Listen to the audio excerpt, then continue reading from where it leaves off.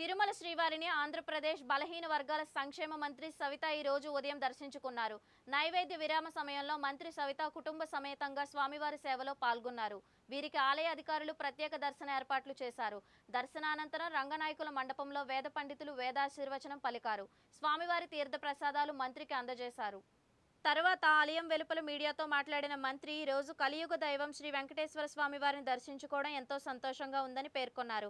అలాగే తిరుమలలో భక్తుల కోసం టీటీడీ తీసుకుంటున్న ఏర్పాట్లను ప్రశంసిస్తూ భక్తుల స్పందన చాలా అద్భుతంగా ఉందని వ్యాఖ్యానించారు.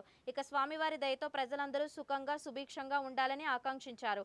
ఆంధ్రప్రదేశ్ను స్వర్ణాంధ్రప్రదేశ్గా మారుస్తామన్న ముఖ్యమంత్రి ఆకాంక్ష నెరవేరాలని కోరారు మంత్రి సవిత.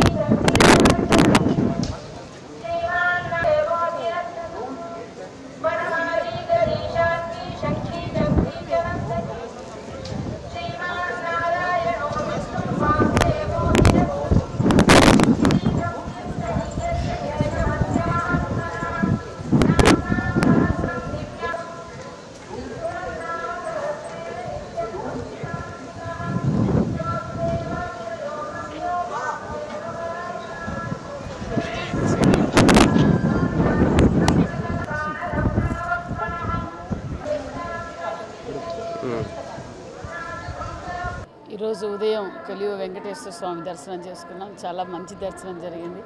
అదేవిధంగా మరి భక్తాదులతో కూడా చాలామందితో నిన్న నైట్ మరి ఈరోజు మార్నింగ్ కూడా ఇంటరాక్ట్ అవుతే చాలా బాగుంది. ఒక పక్క ప్రసాదం కావచ్చు, సౌకర్యాలు కావచ్చు, మరి లైన్ సిస్టమ్ కూడా అంతా బాగుంది మాకు అన్న విషయం కూడా తెలియజేశారు. చాలా ఆనందంగా ఉంది. మేము వెంకటేశ్వర స్వామి కోరుకునేది ఒకటి, ఈ రాష్ట్రం సురక్షితంగా ఉండాలి.